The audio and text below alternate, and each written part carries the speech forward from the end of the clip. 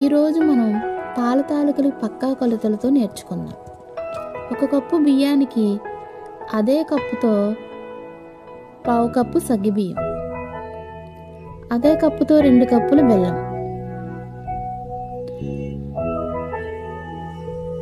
కొన్ని జీడిపప్పులు, కిస్మిస్లు, కొన్ని కొబ్బరి ముక్కలు.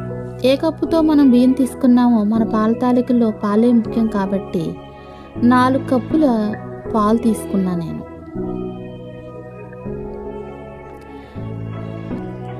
ముందుగా మనం బియ్యాన్ని నైట్ నానబెట్టుకున్నానండి నేను.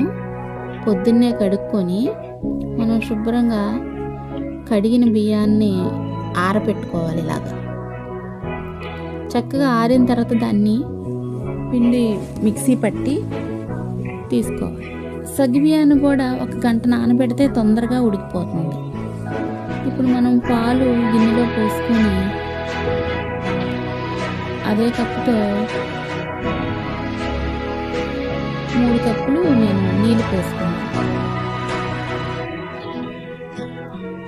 దానిలో సగ్గుబియ్యం కూడా మనం యాడ్ చేసుకోవాలి. మనం నానబెట్టిన సగ్గుబియ్యం దానిలో వేసుకొని ఆ వేడి పాలు కాగినయే మనం పిండిలో పోసుకొని చక్కగా ఇలాగా కలుపుకోవాలి. చక్కగా మంచిగా మనం చక్రాల గిద్దలో మనం పిండి వేసుకునే విధంగా కలుపుకోవాలి. ఆ వేడి పాలతోనే కలుపుకుంటే చాలా బాగుంటుందండి.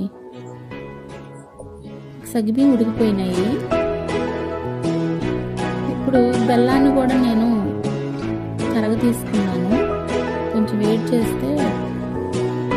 ఇప్పుడు పిండిలో మనం ఆ వేడి పాలను పోసి కలుపుకోవాలి.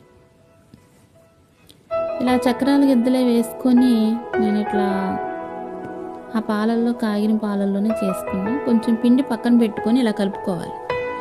ఉడికినాయండి పాల తాలికలు.